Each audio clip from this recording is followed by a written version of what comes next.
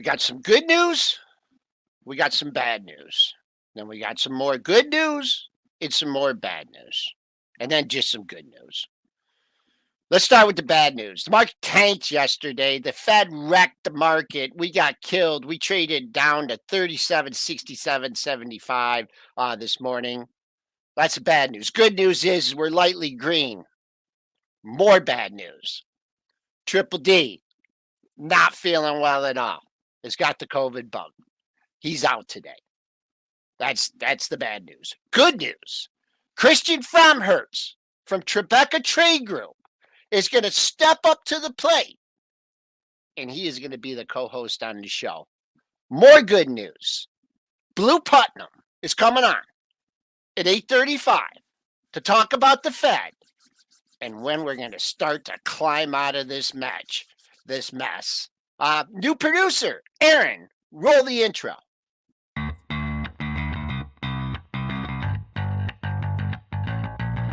Coming to you live from downtown Detroit, this is Benzinga's Pre-Market Prep with your host, Joel Elconin. This is a volatile puppy here, isn't it? And Dennis Dick. I'm bidding a penny. I'd buy that stock for a penny. With everything you need to start your trading day.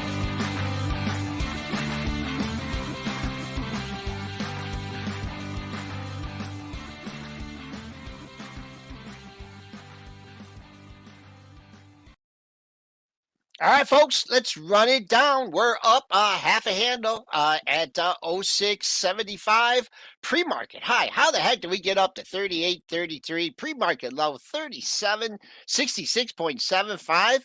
Can we stay within that range today? We'll see what Christian has to say. The buck won't stop. New high of the move yesterday. Dollar futures trading up 50 cents at 110.85. TLT, well, it's in the red by 37 cents. A little bit of a rally yesterday. Good resistance at 108. Crude finding a home here in the 83 handle, up 99 cents at 83.93. Gold caught a little bit, up 460 at 1960.80.20. Silver was the big winner yesterday. That was up 16.5 cents at 1964.5. Bitcoin, it's stuck here at 19,190. That's up 210. And Ethereum continues to wither away. That's a new low for the move in Ethereum. Well, that's down to $13.50 at 13.07. Let's bring in Christian Fromhertz from Tribeca Trade Group. Christian, how you doing? Good morning. How we doing this morning? Well, the market's doing okay. Dennis is not feeling well, but the show must go on. I just wanted to wish Dennis, I hope he's feeling well. And, I guess he kind of escaped COVID. I don't think he had COVID, right? The whole way through until, just recently, right? Yeah. How about you? Have you been able to avoid it? No, I got it this year, sorry, but it feels like this has been more than a year. It's been a crazy year. I got it back in the springtime. So I made it all the way through too. And it's kind of crazy because you think that you make it all the way through to this time. And I'm sure that's what he must be thinking too, because he's got little kids, and I'm sure that, kids get sick all the time. So if you make it through, it's kind of a victory. But it doesn't mean that, that you're not going to get it. So crazy that I think a lot of people have made it so far, and then boom, right when they're least expecting it, it's the summertime. It's the end of the summertime, I guess, at this point. But to make it all this way and then to get it, it just shows that it's really difficult, and viruses do go around. But I'm wishing him the best. I hope he and his family have a speedy recovery. Okay. All right. So we talk about good days to report earnings. And then we talk about bad days to report earnings here. Yeah. And I am looking for KBH. Let's start out. My system is a little bit slow here in bringing up the numbers, but they will be momentarily. I would say, from the looks of where it's trading, The numbers aren't good. I see it traded down 52 cents. 27.50. Didn't quite well. Where did we have? We had some lows. Just looking at this technically as the numbers come up. I'm looking at it and I see 3, 4 lows here into 27, right? Oh, that's we talked about this yesterday. 27.50 spots 4 lows, and that's from earlier in the month. You did pierce that, trying to hang there, sagging a little bit. So we'll say 27.50 must hold level. Resistance at 28.02.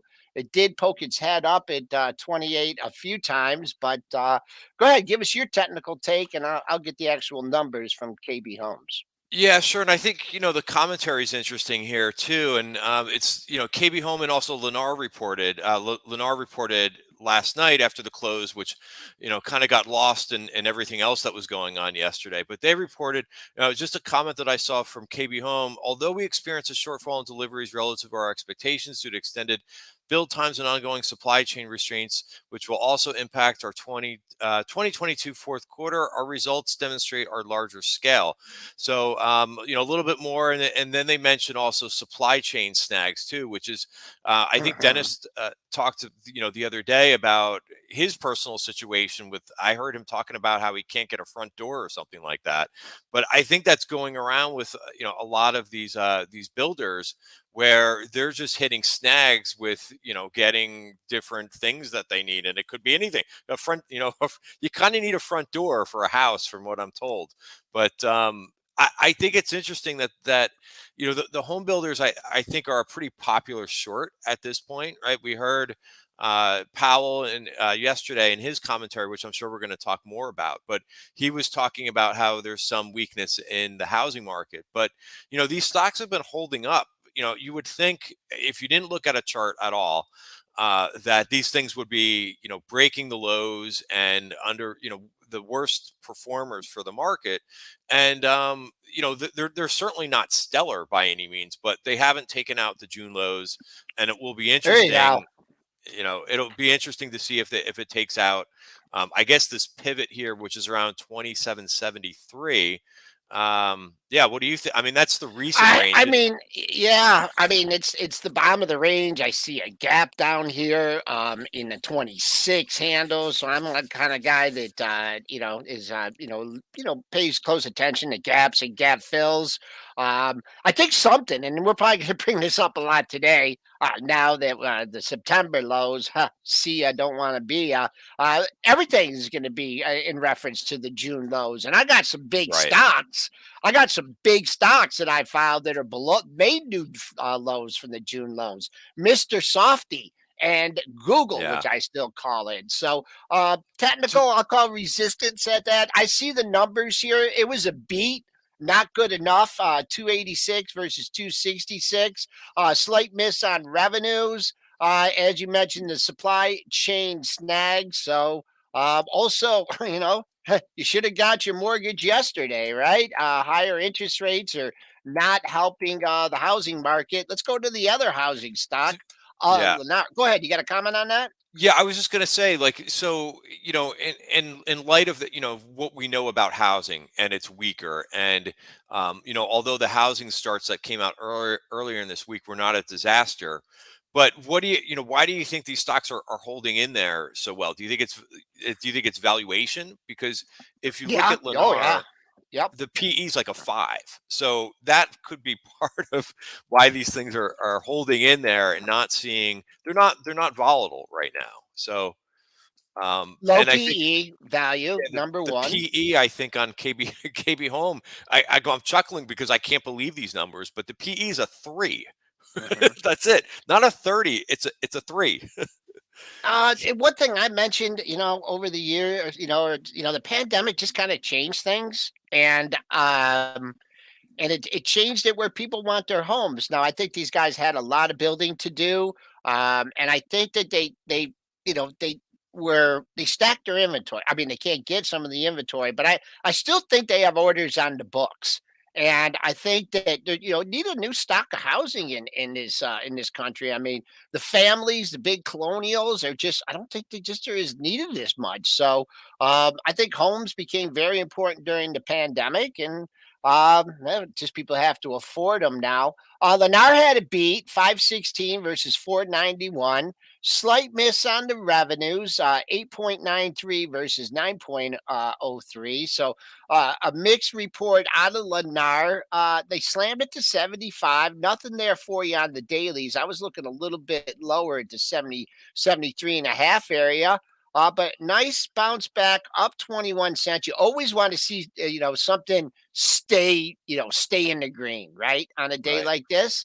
And then I think if they like the report, well, they don't have much up here until the pair of highs from what's today, Thursday, from Monday and Wednesday, pair of highs. Mark that on your chart, folks. 78.71 and 78.89. So that's our earnings from this morning. And then we have some earnings Yeah, there's one. after the close. One more? Yeah, so there's one more note I just wanted to bring up. I find housing very interesting, and I Okay. think it's kind of a little bit of the canary in the coal mine. But these are comments from Stuart Miller, who's the executive chairman. He says, and this is kind of a piece of the puzzle that trying to put together why these stocks are holding up. But sales have clearly been impacted by rising interest rates, but there remains a significant national shortage of housing, especially workforce housing, and demand remains strong as we navigate the rebalance between price and interest rates. So that's part of it too, is that there's still a shortage issue, a supply issue for overall housing. So that could also have a little bit, to do with why why the housing names are holding up in a very difficult environment when you consider the raising of the mortgage rates at this point. Okay. All right. AM earnings. Are you an Olive Garden fan? We're gonna. We're. You like that? You probably. I bet you like the bread, but you look like a pretty trim guy. You got the bike in the background today, or did you ride the I bike? do, I do. Yeah, so the biking is huge for me because on a day like yesterday where we saw the whipsaw action, all over the place, and your head's on a swivel all day yesterday, and if you get caught in a bad trade, or you kind of leave for the day and you're not in the best spirits, just biking, even though it's a little bit challenging in New York City, but I do bike every day in the morning, weather permitting, and at the end of the day too, I do about 5 miles in the morning, and same thing, maybe a little bit more at night, depending on how I'm feeling. But Wow.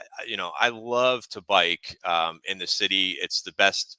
It's the best transportation, even though it's a little bit hairy, as I see a bike crash here and there. I actually Be saw two. careful. Yeah, I actually saw two of them in the last week. So you gotta do things like wear a helmet, and keep Be your head on a careful. swivel as well, not only trading but biking. Okay, in Yeah. line at a buck 56, not a good enough for Darden Restaurants. Sales miss, 2.4 bill versus 2.47 bill was the estimate. I mean, what you're looking at here, right? You got higher input cost, right? You got higher wage cost, and people are, maybe if you're cutting down on some of your discretionary spending, you're not going out to the restaurant. So there's a triple whammy for them in line. I don't see them saying anything, any major, but you missed, you get hit, you're down 448.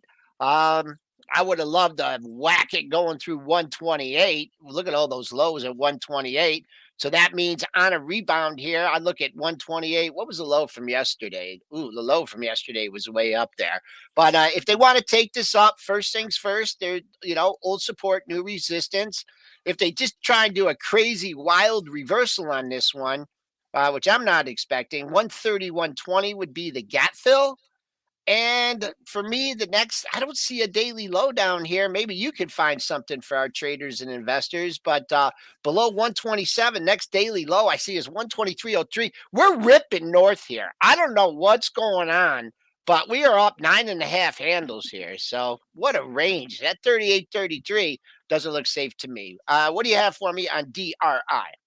Yeah, DRI. It's funny because I was kind of looking at the same level. That would take you back to a couple weeks ago. I see 123.47.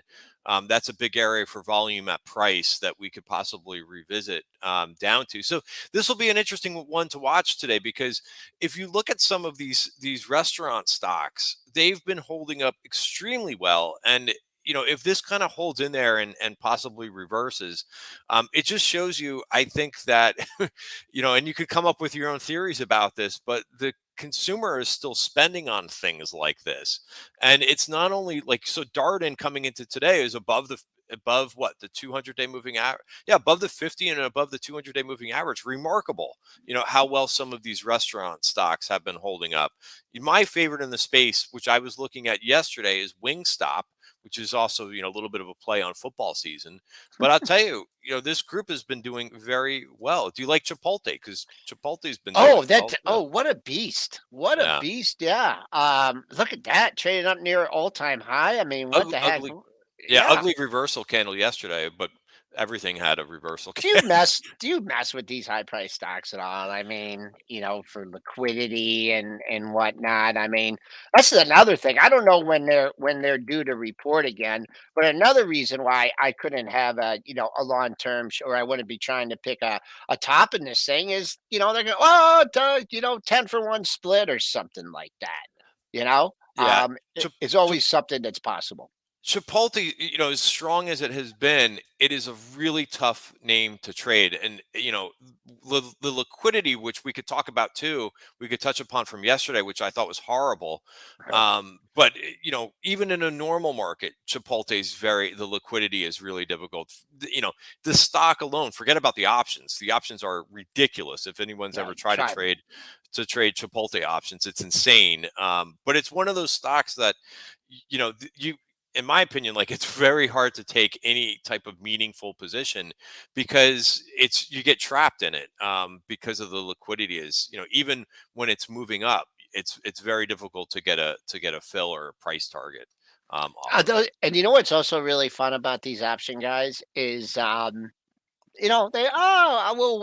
wait for the stock to open, and then they let it shake and bake a little bit, and then they Oh, come in with sure. this wide market, and you're like, man, you know, I Yeah. want to get in there, I want to get in there. So, all right, but that's it. We did CMG. I mean, it has good support. I would just say as long as it holds yesterday's low, CMG, and then what else is there? Are you a Ruth Chris fan at all? Wow, that thing. Oh, do I got the right stock up there? What's the symbol for that one? Ruth. Ruth. Clearly, Are I don't you? know that one. Ruth. Oh, it's Yeah, just Ruth. Okay. you never. Oh, wow. Let's see. Last time I look at this, it's a steak place. Are you a Yeah, steak yeah. guy? I am a steak guy. Hey, I'm in New York City. But Okay. yeah, when I go out for steak, it's probably not going to be Ruth Chris, but No, it's so yeah. What Lisa would say is they put all that butter on it and right. everything, and it's not healthy for you. So, all right, let's do one more earnings here, and let me pull up and Accenture. It's not a stock that we talk about a lot. It did when Dennis talks about buying a stock for a penny. I think he was referring to the flash crash when Accenture did trade down to a penny, and those stub quotes, couple other.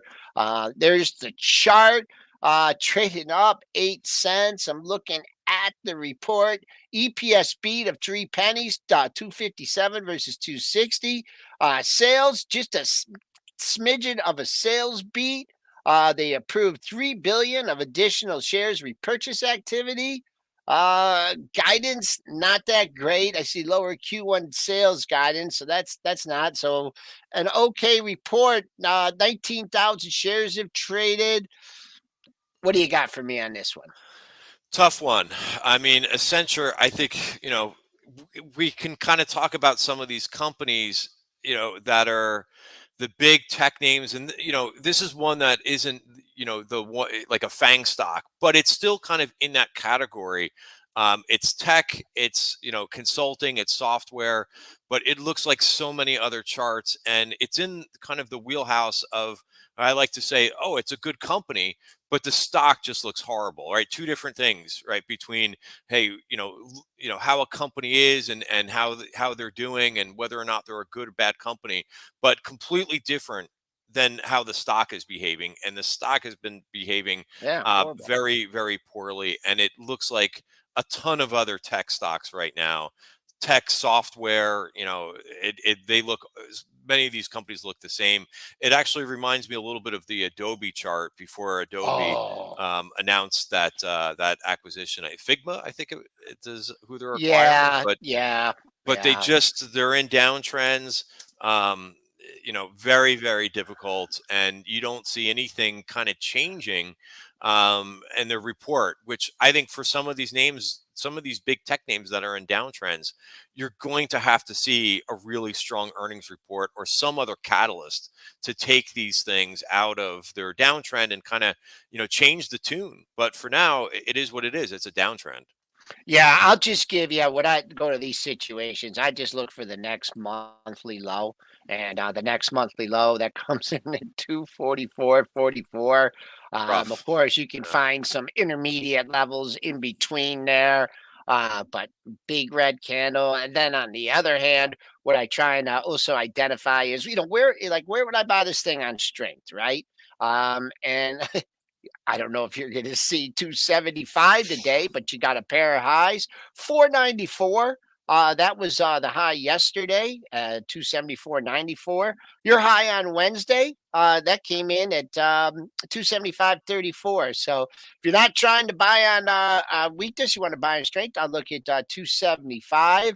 Let's go to another tech stock. It used to be loved, used to talk about it all the time, but they must be saying something good for Investor Day. CRM, what do you got for me? Yeah, Salesforce had their analyst day, and I think there was a little bit of positives that came out. I think they were talking up from what I'm trying to bring up the note, but I think that they were talking about their margins, full year 2026. Wow, really? 2026? Okay. Adjusted operating margin target of more than 25%, which analysts say is above expectations and alleviates concern on the cloud-based software. 2026. What do you think? You got any predictions for 2026? Well, this is what I'll say. Yeah. It's better than Meta being profitable from the metaverse by 2030.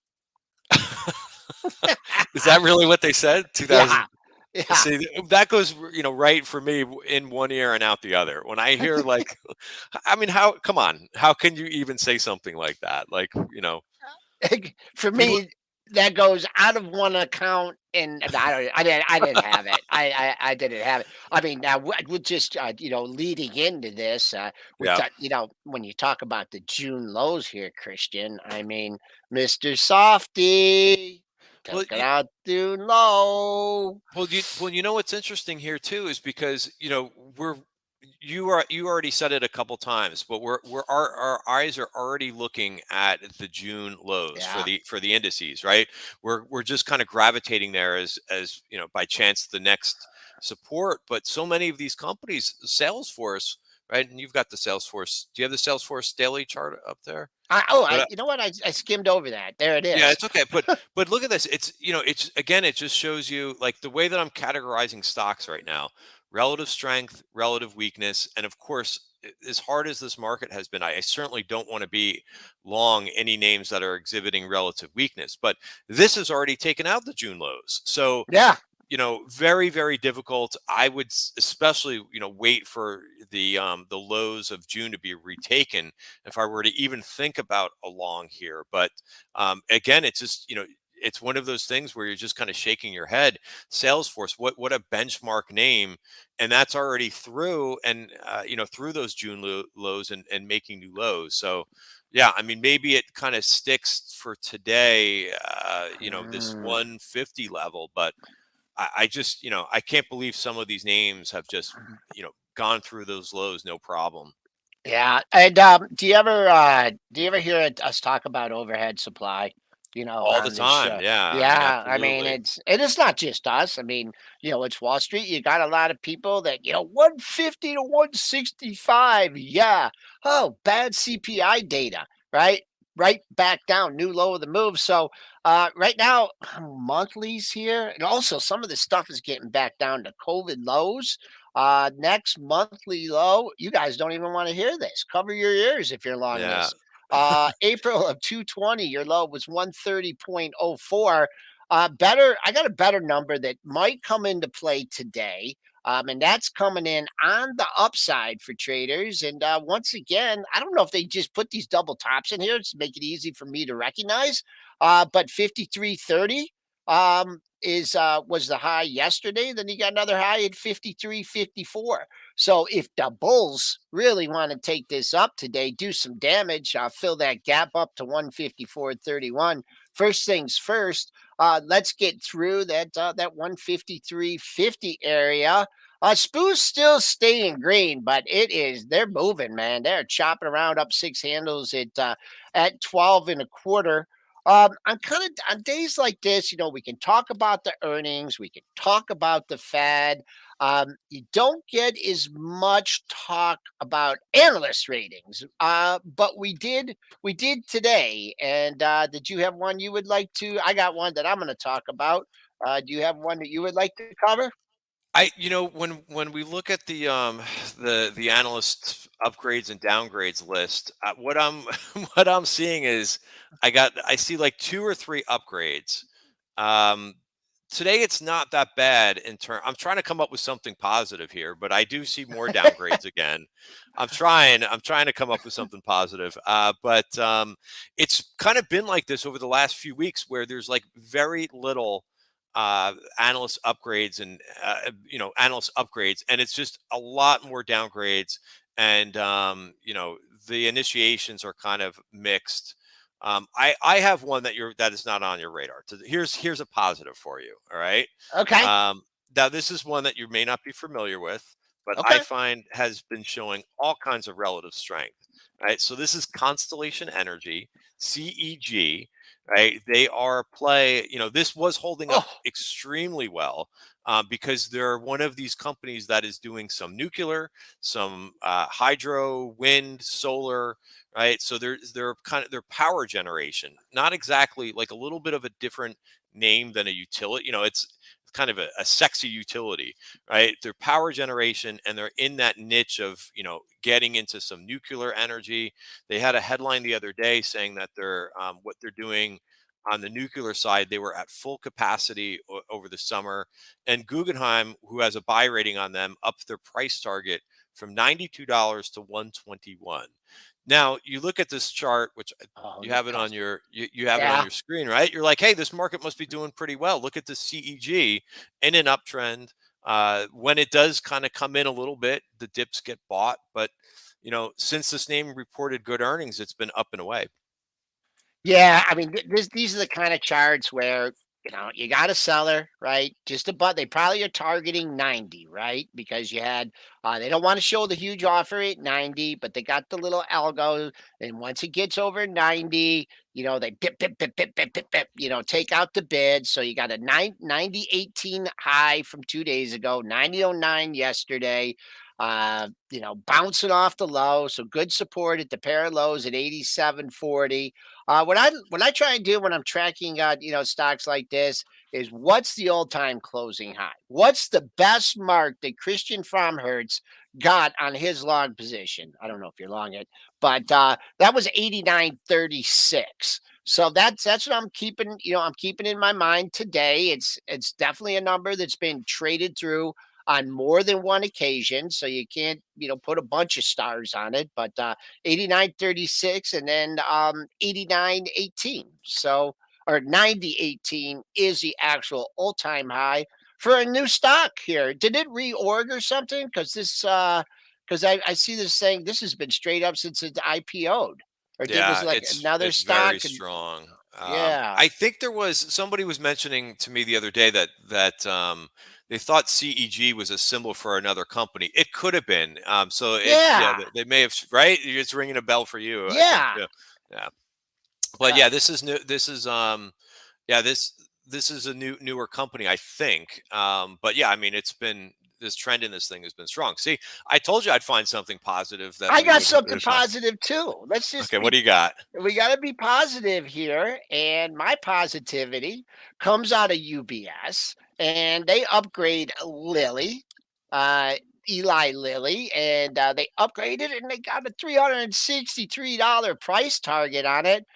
Let's see. Bad day yesterday. We're still above the June low, up 7 sticks on 9,000 shares.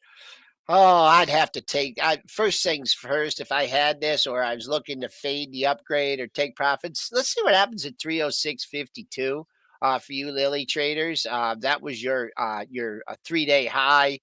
Your close just below that at 305.09. So that's what we're looking at in Eli Lilly. I just new low of the move yesterday. I mean, you haven't even taken out yesterday's high yet at 04.53. Not buying it, not chasing it, but there is potential resistance area. And if you want to fade this one, keep an eye on the open. You get that opening print, you maybe go up another 50 cents and then it come back down through the open. So that is what I'm looking at in Eli Lilly. So I think that's gonna be it for the upgrades in the downgrades. And We just had initial jobless claims can't come out for the week. Just the weekly number, they came in 213 versus 217. I mean, pretty in line with expectations. Again, we're not seeing that jump or anything majorly change in the labor market so far. Do we want to talk about the elephant in the room? Do we want to talk about yeah, this little event that we had yesterday? yeah, why don't let me see here. Let me go and do we have Blue? Let's Aaron, could you roll the intro for Blue and bring him on? Because from the CME, we got the economist who tried to warn us a while ago. Aaron, can you bring him on? And I don't know if do you have access to that great intro we have for Blue?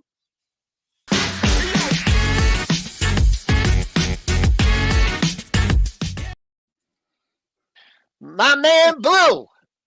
Good morning. Dennis is out today. I want to introduce you to Christian Fromhertz from Tribeca Trade Group. And he's much more of an economist than I am. Okay. But so I'm going to let him throw some questions at you. But give us the top down here. And I just want to acknowledge several months ago, I wish I would have wrote this down in my notebook. You said, man, it's going to take a while to fight inflation. It's going to take a while for it to show up in the numbers. So, what do you say? What do you think about what the Fed did? And let's talk about moving forward. Well, the Fed did pretty much what the market was anticipating over the last month or so. They gave us a 75, but they gave us some additional tough talk at the press conference.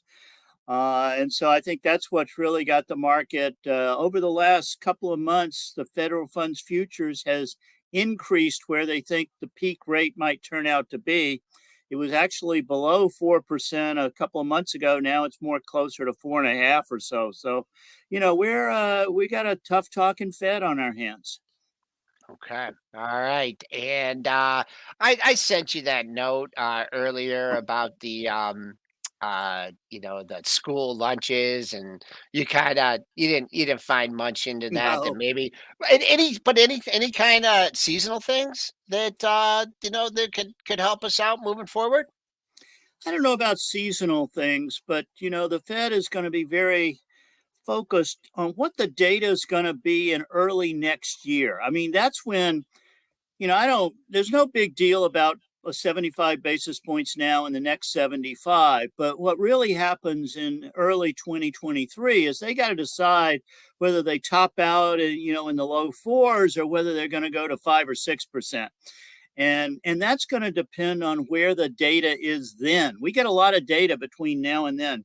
On the inflation side, I mean, I'm in the camp that headline inflation is going to come down a little faster than most people think. That's almost a consensus view now. So I guess people are thinking that. And then, but the core is going to be sticky, and we know why. It's rent. But rent is calculated, it's 40% of the core. And it's calculated based on lagged home prices, and then they impute a rent based on what mortgage rates and home prices have done. So it's going to be sticky, and it's going to be way above the Fed's 2% target. But we will already know that the Fed has punctured the housing bubble. I mean, mortgage rates are more than double. The housing market's coming off the boom. I mean, so if you're looking at core, but you're failing to interpret it, I don't know. So, I think it's still up in the air what the Fed does when they get to early next year, whether they'll be as tough as they're talking now. It's a debate. Christian, you go at them. I think, yeah, I took one economics class. I bet you took more than one. Well, it's nice that it's nice to go back to those economic times. But yeah, I mean, so I have a question too. I mean, but that's a great point. I mean, they're going to be data dependent, and we just don't have all the data. And you're absolutely right with housing. It's going to take a while before that kind of washes through the system. But here's what I thought was interesting yesterday, that there's so many other factors that are going on, but they're adamant about getting the rate back to 2%. Doesn't that seem like mission impossible? Like, I would think that they would have moved that up to say, okay, let's try to at least get this thing back to, like, let's come in the middle of all the circumstances that we're dealing right now, and maybe like, hey, well, let's try to target back up to like 3%. But do you think that's possible? 2%? Well, 2% is possible, but it's not probable. Right. So I'm with you on that. In a couple of years back, they were talking about raising the inflation target and averaging it in a way that it could be higher. And now all of a sudden, this 2% number that I think Professor Milton Friedman wrote on the back of an envelope somewhere in the 60s is our target. And it's really an interesting target. But I think there might be some flexibility if we know we're getting there. We really have to feel like it's progress. And the latest data is just the core rate still is too sticky, and the headline's coming down, but it's pretty slow. So we just have to wait and see if we make some progress. But Joel, I have something for you here. All right. I've been trying to interpret how the equity markets respond to higher bond yields.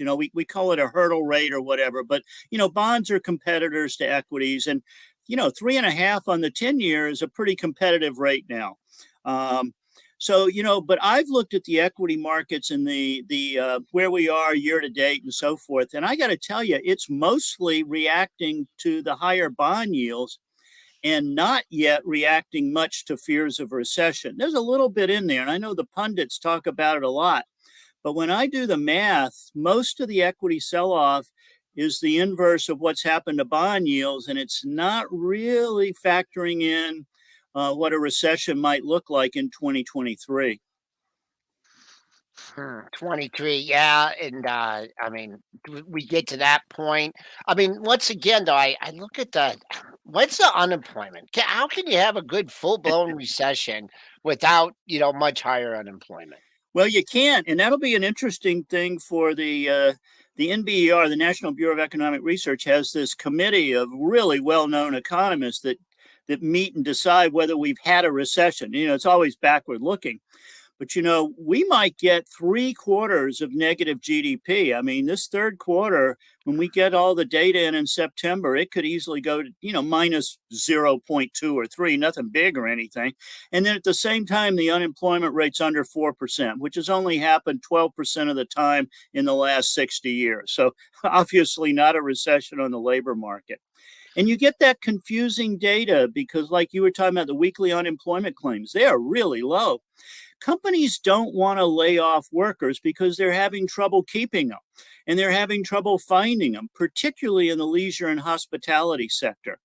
And so you're going to get some layoffs, and we've seen some high-profile ones, but they're not that many so far. Because the companies that are still trying to hire, they're not going to be laying off anybody. It's a tough market out there, particularly at the entry-level jobs. Okay. Also, I just wanna go back here, and it's hard to do revisionist history and stuff, but what do you think like the interest rate environment would have looked like if we wouldn't have had the pandemic? Oh, you know, that's a really interesting one. I don't think we'd be quite where we are today. I think the Fed would be raising rates, but not as aggressively. I mean, in the middle of the pandemic, we provided from both administrations about $3 trillion of fiscal stimulus. And if we had provided that fiscal stimulus and the Fed had not bought $3 trillion of treasuries, we would have gotten higher treasury yields in the pandemic. And then we wouldn't have gotten the housing boom. So, but if you go back to 2018, that was when the Fed was actually doing the first very modest QT.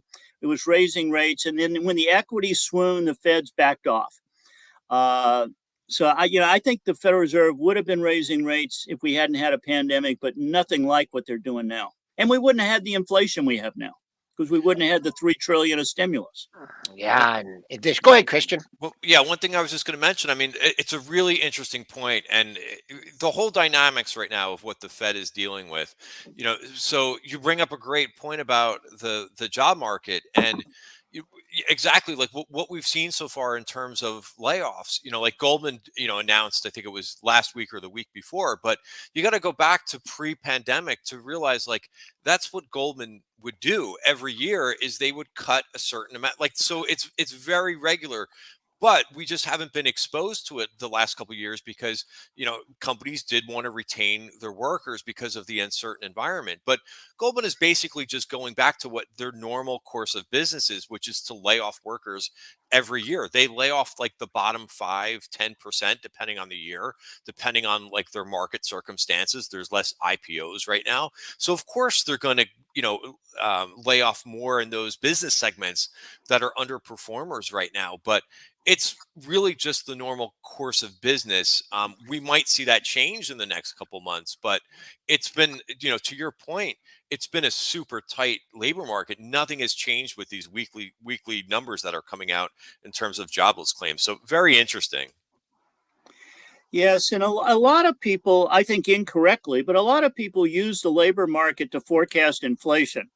And they disconnected over the last 3 decades. And so just because the labor market's tight, sure, you get to get some hourly wage rises, particularly at the entry level jobs.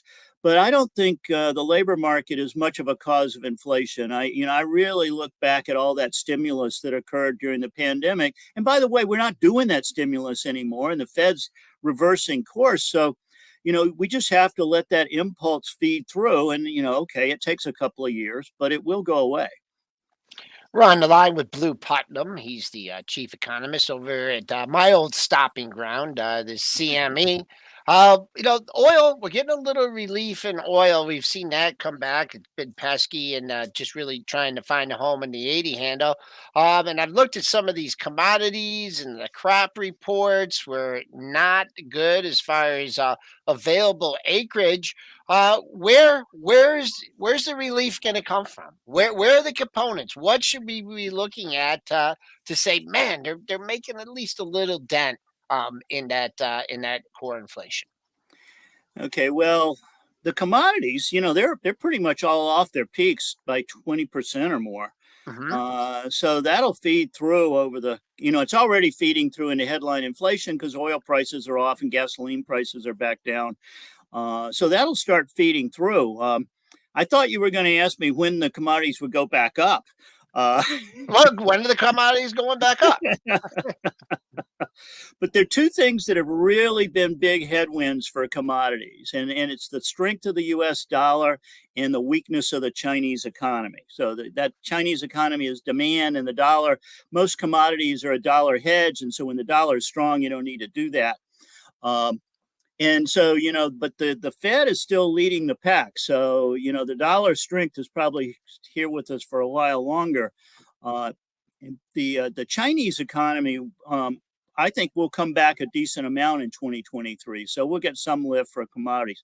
By the way, when you're watching those crop reports, they planted a ton of acreage, particularly soybeans and a little bit of corn down in Brazil. They're going to be exporting more. So it's not just a U.S. story Okay. there. Okay. All right. Good. Looking at beans in the teens, right? That haven't been able to say that too much. Looking at chart there. So, I mean, I know it's hard. I know it's hard to be a forecaster and be an economist. And you tempered us last time, and maybe we didn't listen as well as we should have in class. But give us your assessment again of when if ever, is we're going to maybe see a good CPI number, because really that really like seems like the only thing that matters in this market. Well, I think the headline numbers continue to come down a couple of tenths every month, so we get it October 10th. But that's the stickiness on rents means that the core doesn't come down; it just stays where it is about. So we may not get the real good news that we want to see on the core till somewhere in 2023, and that's where you've talked about the Fed being data dependent. Data comes with a lag, and the data is impacted with a further lag. So, if you want to drive the car looking only through the rear view mirror, if you're in Iowa, that probably works. The roads are pretty straight. I wouldn't want to be in Switzerland and doing that. And we're in a pretty rocky territory here. So, data dependency has its drawbacks, but your hindsight forecasting generally is pretty good. All right, Blu Putnam from the CME. Christian, you got anything else for him? Well, he mentioned agriculture, and I don't know if you're looking at. I think wheat looks really interesting here too in terms of a commodity. I don't know if you're trading some of the ag plays, but I do like what he said about the hindsight 2020. That's very that's very good about economics, because that's how it always is, right?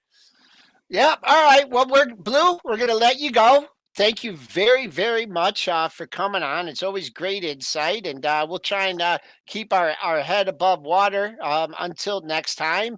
Christian, man, I can't thank you enough for coming on today.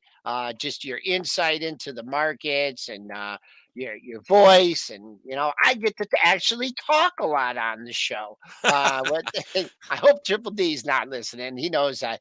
Actually, his mom tells him he talks too much too. But Yeah, anyways, any final thoughts before we let you go and get ready to do your homework? Yeah, final thoughts. Thanks again by the way, for having me on. Really enjoy it, and it's always a pleasure to chat with you guys.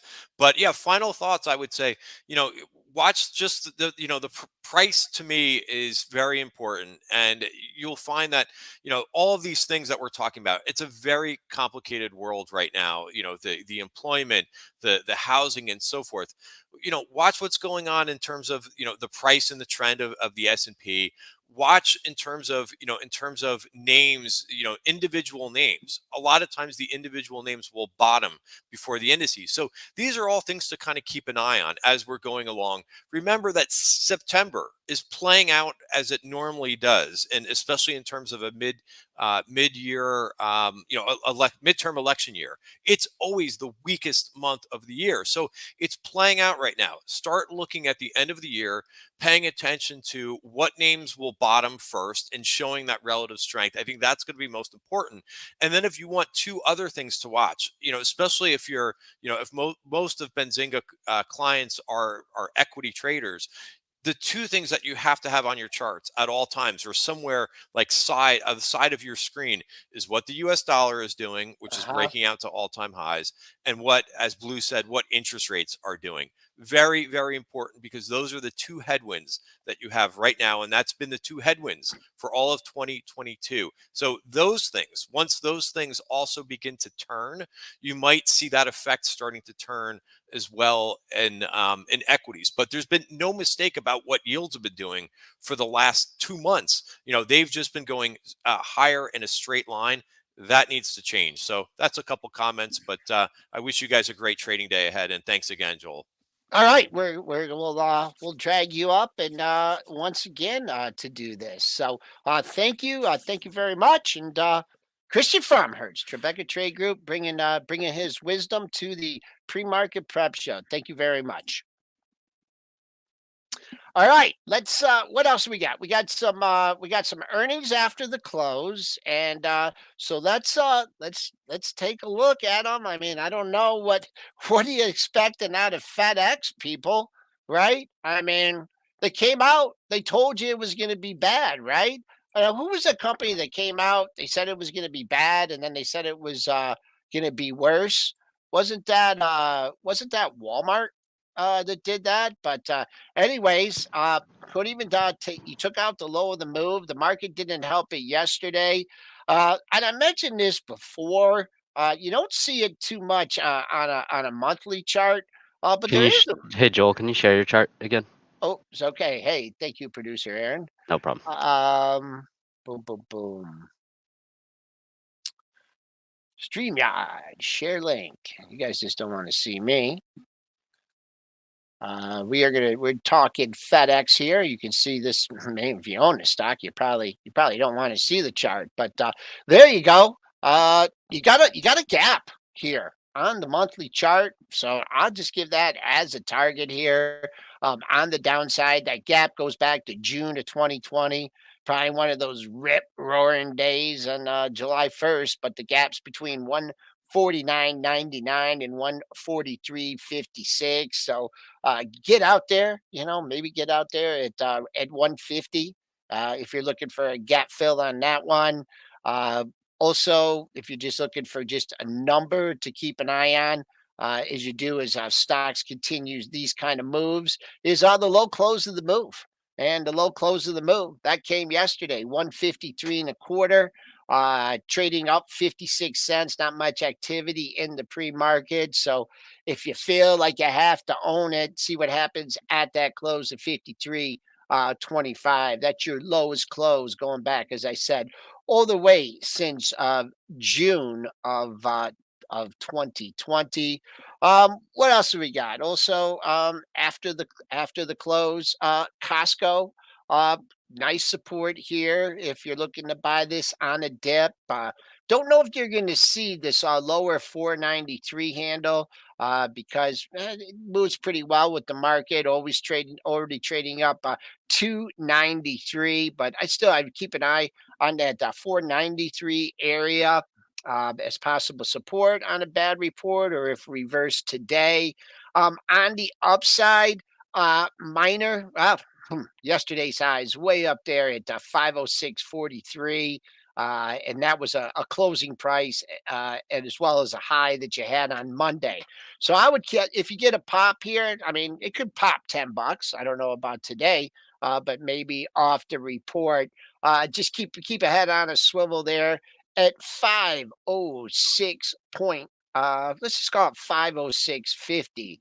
So there is a couple of reports that are after the close. I'm trying to. We're going to stay on a little bit longer today, and I'm trying to dig up a special guest here to come on at just after 9 o'clock. I'm trying to get a hold of him right now, but it's someone that you guys all really like, and has good insights into the markets. And plus, we haven't talked to him in a while, so I'm waiting for confirmation. That's going to probably be coming up at 9:05. But hey, it's 8:53. I'm going solo here, so I'm gonna go. I'm gonna go a little bit early to some ticker time. And I saw one up here real early. Adnan, I want to know what you've been dipping your toe in, because you always seem to pick them pretty good, and this has been a tough market. But the first one I want to examine is Domino's Pizza. Does everybody know where Domino's Pizza is based? Does anybody know in the pre-market prep chat? Does anybody know? I've said it 1,000 times on this show. Maybe you guys just don't pay attention. What's my favorite town in the world? Ann Arbor, Michigan. That's where it's based. It's flat today. I could say it's on. I could say it's on support, right? And this is monthly support. You have to go back here, a little bit lower. Boom. So if you're staying on the long side here, and you risk it $13, right? Jesse Hernandez got it. That's Michigan. Nope, not Detroit. That's Little Caesars Pizza. But this three, you had a monthly low here at 319.71. Uh, the first things first, that June low is right there too, 321.15. So that whole 320 area, that's major support. So that's what you're hoping that it doesn't go there. The low of the move held up okay yesterday at 326.82. The low at 30.56. So let's see, maybe build a couple. Did make a higher low yesterday, so that's good. Maybe if you're looking to pick it up on the cheap, uh, yesterday's low is 30.56, and if you don't want to ride it all the way down to 320, then you can lean on the low of the move. Uh, let's see. Adnan says, "Hey Joel, I'm stuck in Dish at 16.41." All right. Who just popped on here? Let me see. Aaron, are you back there? Yeah, Yeah. I think it's your special guest. Okay. He came on a little bit early. Okay. You want him on now? None other than the one and only Kenny. Hit the bid, Glick. All right. Bring him on. We Oh, need we're an going. intro. We're going live already. Oh, what's up? What's up? I didn't know. I Oh, was about to get up. oh, did you want to wait till I saw you? I saw you in the green room, so I wanted to bring. What do you got on your cappy? That's my crown. That's my crown. I was awarded the king of all trading yesterday while navigating the most volatile day of the year. Man, what from a distance it looked like it was pretty crazy, but when you were in the nucleus of the market yesterday, the weather was fine. It was one of the greatest days we had of the year. And I bet you I know why. Because you followed your VWAP.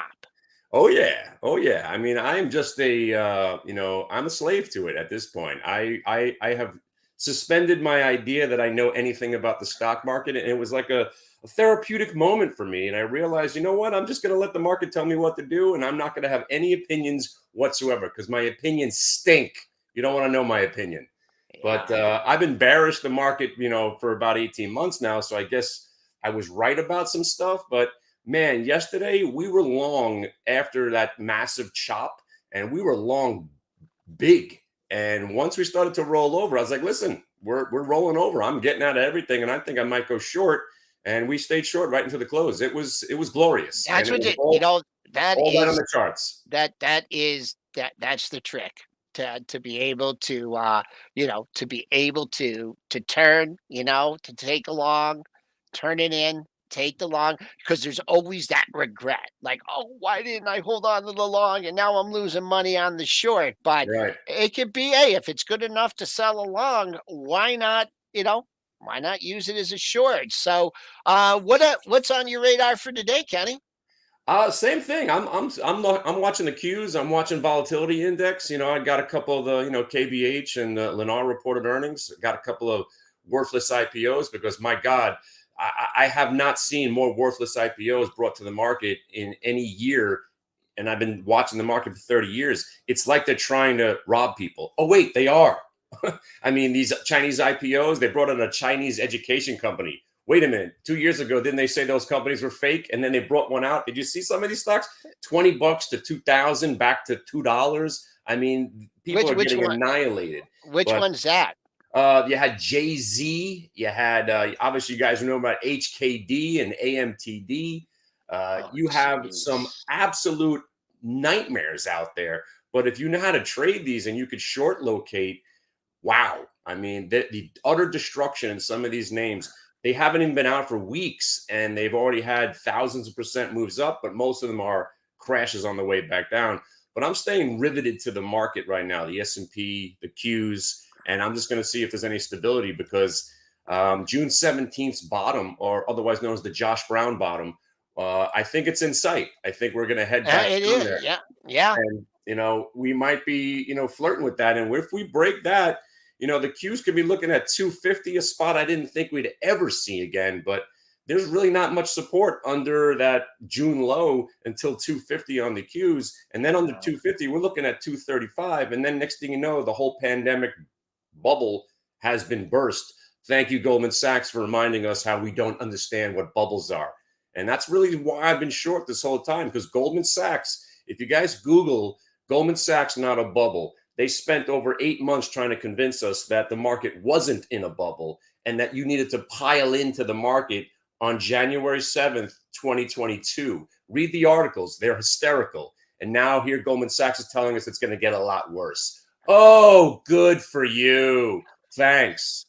So I've been going against everything Goldman has to say, and it's been working out pretty well. Obviously, I let it be validated by the VWAP, but man, it's been a great year to be in 100% cash. And I treat this whole thing like a video game and a casino, because it is.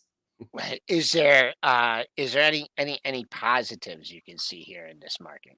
Positives are these beautiful bear market rallies. I mean, they are awesome. That June 17th to August 9th or 10th was phenomenal. So on our way down, we have these beautiful tradable moments to the upside. Again, I'm all about cash. You're able to get 4% in a CD now, so I'm very excited. There's somewhere else to put your money right now.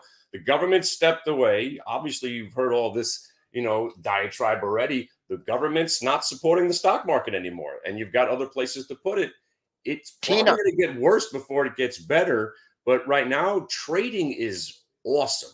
This is what I did in 1997, 98, 99, when day trading was born. I didn't think we'd have this moment again. I'm back. I'm a kid again. I feel like I'm 27, 28, strapped in at my desk, and just, the world is at my feet. The opportunity to make money is amazing. You just need to have a little skill set and stay focused. Yeah, and then take your licking. If things aren't you're going your way. Just going back to like the June low and stuff. I haven't heard too many people say what you said. And I think they're looking. Oh well, we retest the June low and then finish it all new all time highs for the year. I don't want to go back down to that June low. I mean, if that somehow, some way, to catch a bid and stay above, to me, because I just think it's just too big of a target. And I think people will really totally give up on the market if we take that up. I mean, I think there's still not as much a buy the dip mentality. Definitely, people have been shaken by it just a tad. But that's my opinion. I was hoping for the expiration low to hold. The September quad witch expiration, and you just when those things don't work out, you just got to go with it. So if we're taking the direction from that expiration for the next 3 months, Santa Claus not exactly going to be coming to town, and yeah. So, all right. Anything else? I mean, you talked about the IPOs. You should listen to our show from yesterday. We had Eric Kroll on from the Life Cycle Trade, and he showed us the way even the new IPOs are just falling off the market, and then showed us. But just one thing before I let you go. Yeah. What about these growth stocks? I mean, here's the market coming down, and we'll just use Kathy here. ARKK, dentist, made the call, the May low. That was going to be the low for the year. I mean, it's getting hit. It did get up to 54. You got support here at 40. Do you think this is trading range stocks? You think there's another major leg lower in these growth stocks? And just general opinion here with just looking at this ARKK. I don't think ARK's going to hit a bottom until they run this woman out of the industry with pitchforks and torches. So yeah, I wouldn't go near it. She keeps thinking some of these companies are disruptive. Wake up. She was a product of momentum trading. You don't invest in momentum. Teladoc's not coming back. Sorry. Zoom is done. And Zoom might be going to zero because somebody's going to come along and make it better, faster, and less dropouts. You never know which one of these companies is going to stay in business. Again, everybody thought Peloton was a real company at one point. Oh, they introduced rowers now. Yeah, that's going to help. They have billions of dollars in inventory. Anyway, I'm not a fan. I'm not a fan of Kathy Wood or anything that she has anything involved in her portfolio. When the market comes back, I'm going right to the source. QQQ is where I'll be. Okay. But I'm not, again, I'm not looking to buy this dip yet. There will be a time, again, and I don't think it's going to be this year. And I don't think we're going to see again. There's no way, and I'm going to stick to this. 408, that 408, 412. I'm thinking those are highs for the next 2 years, maybe 3 years. I think the Nasdaq is broken finally, and the idea of those V bottoms that check mark all the way to new highs, we're not going to have it. But if we do, and I'm wrong, I'll just join in like the rest of us. Most people like to buy stocks when they're going up. I'm not trying to pick a bottom here. I have no shame or I have no ego involved here. If we start to rally, strap in, kids. Let's go for a ride. And we'll be going back up. But right now, cash is king. Every day you've got 3 or 4 biotech stocks that are up hundreds of percent. Those have been fun to trade. Like I said, I've gone back to being a complete day trader, looking at this market as just a casino.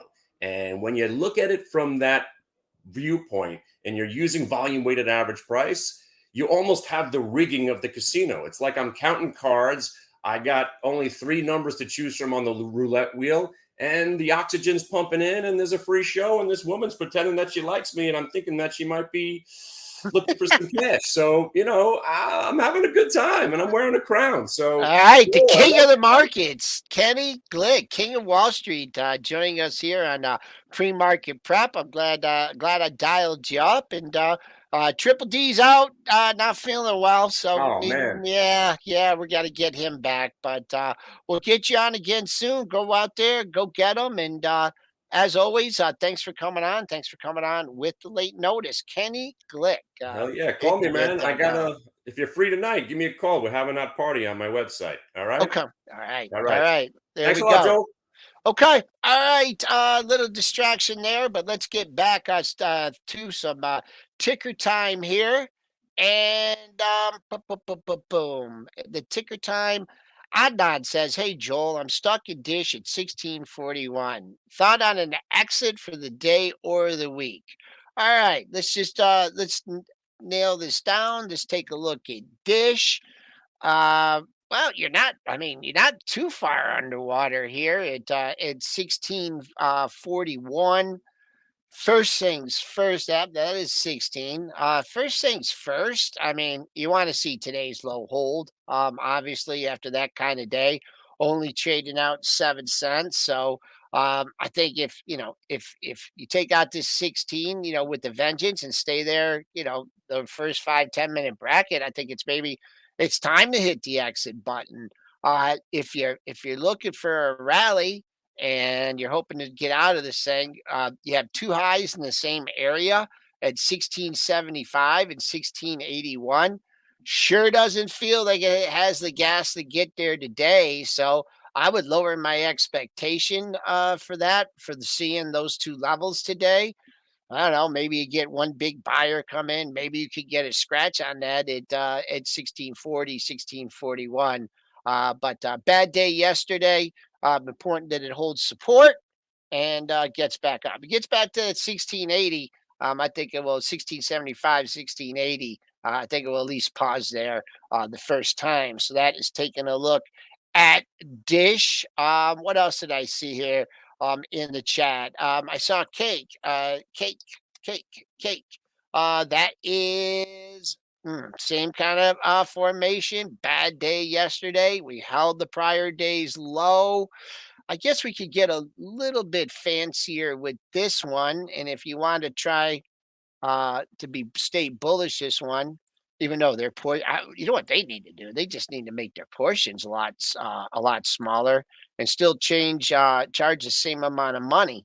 But your last rally here emanated from the lower 29 handle, got just over 34, and now you've given back half of this move. So what I'd be looking for over the next couple days here is to find a bid in this area and prove to me that that you had the break here, the rally, another break, that they're going to buy the break here. and take it back up. So that's at least looking for it to stabilize here. Or at least stop going down. But bad day yesterday for cake. J Wall, I did cover Costco already, but I'll do it again real quick. Of course, they report after the close. And I think it's pretty simple on this one. You got it 493 is good enough support for me. If it breaks 493, I would get the heck out of the way. If they like to report or the market has a good day today, there is a pair of highs, actually a trio of highs at the 506.50 area. That is three out of your last four highs, including yesterday's session. So that's the resistance. And what else can I give you? Of course, after being up $2.43, settled right near the low. So you got the low and the close right there at the same area. Makes it a little bit better number.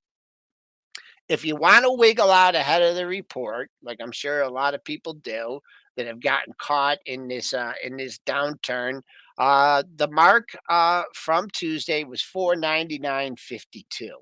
So that's an area where if you don't think it's getting to that 506 today, that's the other area that I would take a look at for you.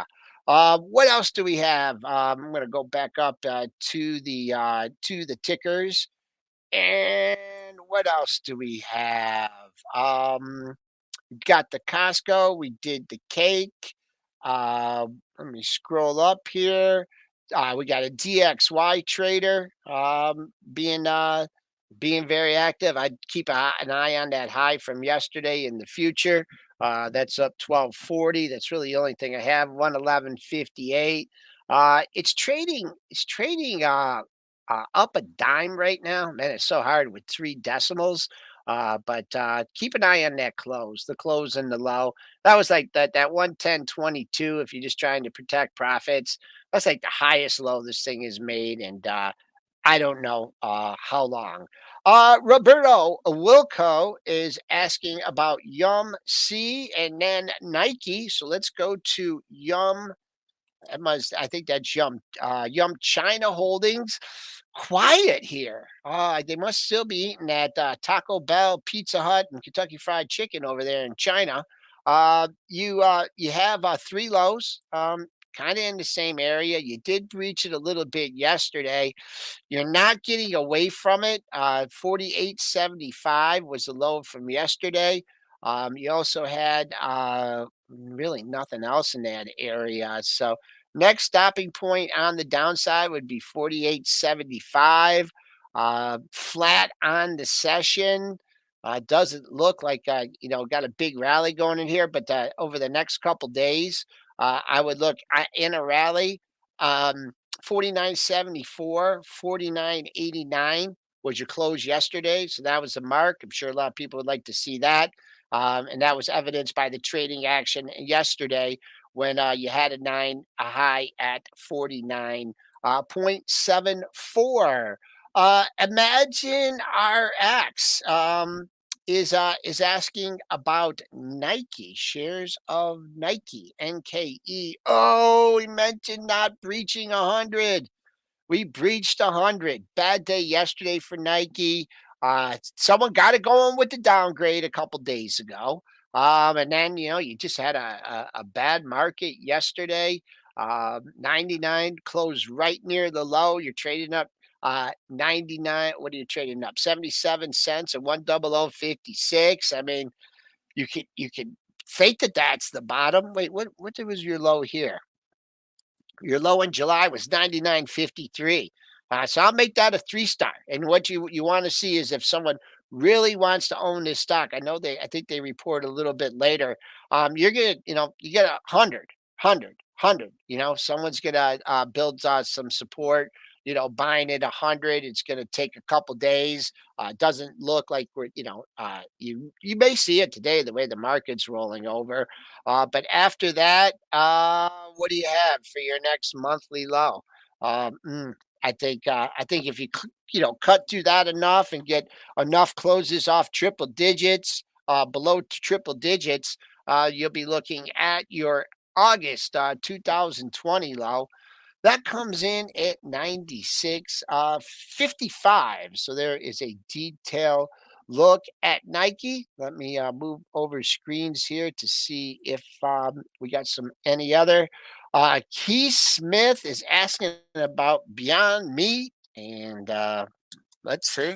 That's going to be a tough one to take a look at. Came back down to yesterday's low, and let me get the pre-market chart in here. I'm still cracking up about that guy's biting someone's nose. I mean, that's just ridiculous. But let me get the chart in here, and boom, 1590. I mean, lows from yesterday trading up 15 cents. Two lows, 1577, 1597. Uh, maybe a patient buyer here at 16. The low close of the move, 1590. So let's stop going down. Maybe build some support here. New old time low for the fake meat. A rally. What would you need on a rally on this one? You're probably not going to see yesterday's high of 1791. I think I'd look for an intermediate if you're looking for a pop here. Your close on Tuesday came in at 1706. Boom, boom, boom. Uh, why the banks keep going down is because we're going into a recession, and people aren't going to be borrowing money. And then I think also people may be a little bit more, delinquent on some of their payments. What kind of bad debt do these banks have on their balance sheet? And we haven't heard really much about any Russian contagion yet, right? For exposures. So yeah, that's right. The banks they're just I don't know if the bad loans are baked in, but it's just not a favorable environment. And looking at the trading ranges, they all look like they're about to melt down. For the Bank of America, you've had this area for a long time. This consolidation area. I really don't see any. It's trading up 9 cents today, but your major support, three lows in the same area that comes in at the 3260 area. Okay, they're going to try and rip through these, and then we're going to wrap things up here on this Thursday. Back red again, down to 3 3/4 handles, 3.5 handles at 02.75, and must hold 90 for PayPal. I mean, there you go. That you did get the gap fill. I would high in that day right there. Got to hold 90, down 19 cents. I don't care about this low if it takes out 90. But must hold there for PayPal. Green candle last month, not so. If you're looking for a little rally today, your 2-day close. Well, first you want to get, if you think this thing's going to rally, you want to see the close at 91.18.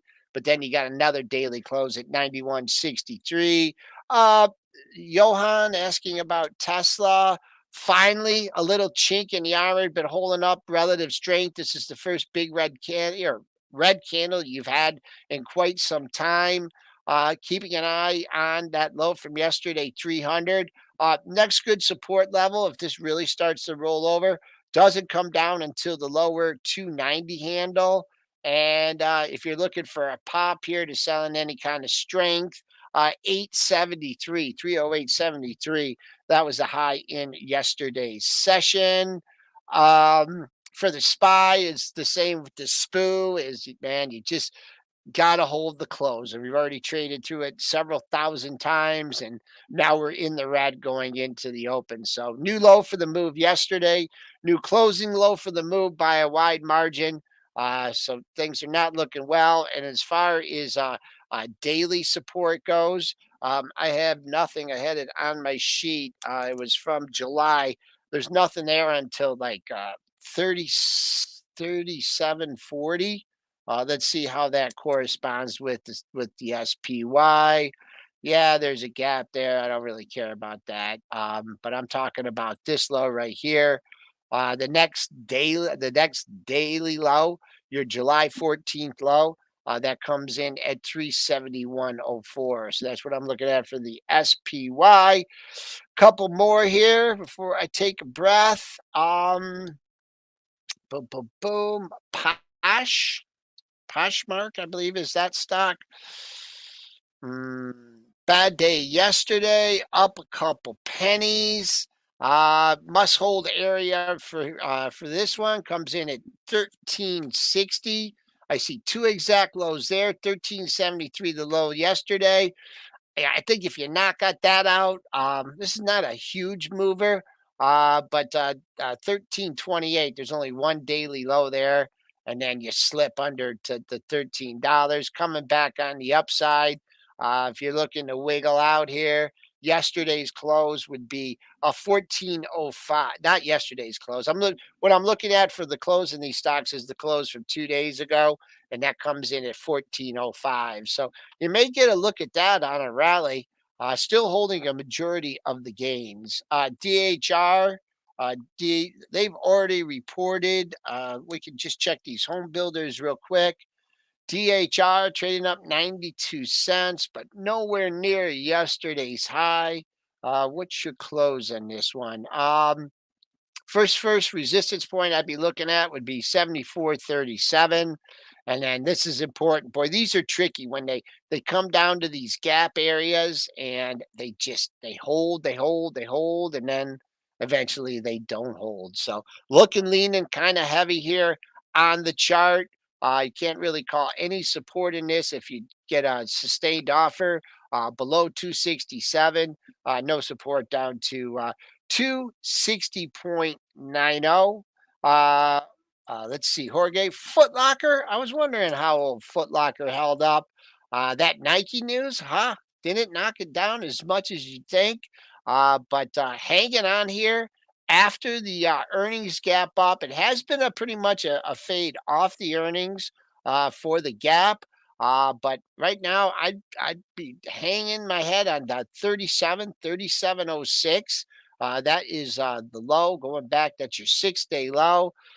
Underneath that, I have nothing to you till 36. If you're looking to sell this thing into any kind of strength, double close area, 37.58 and 37.54. So let's see if I got any more tickers here. If not, I'm gonna wrap things up here.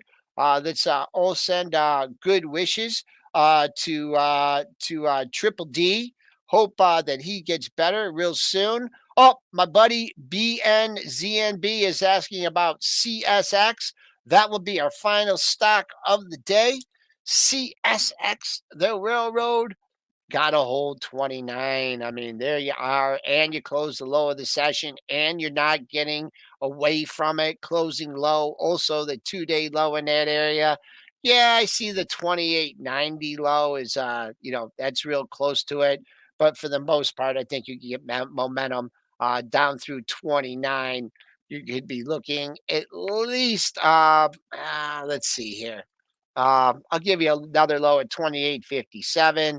I'd be more interested in a gap fill in this issue if it could get down. What was that gap area? Oh, I guess it was. There's only a 30-cent gap, maybe on the cheap here at 28.29. And if you don't want to get into this thing until it shows some profit or some strength, got to get above $30. So big shout out to Aaron Thomas here filling in as producer. Big shout out to our guest, Blu Putnam from the CME. Also, Kenny Glick popping in.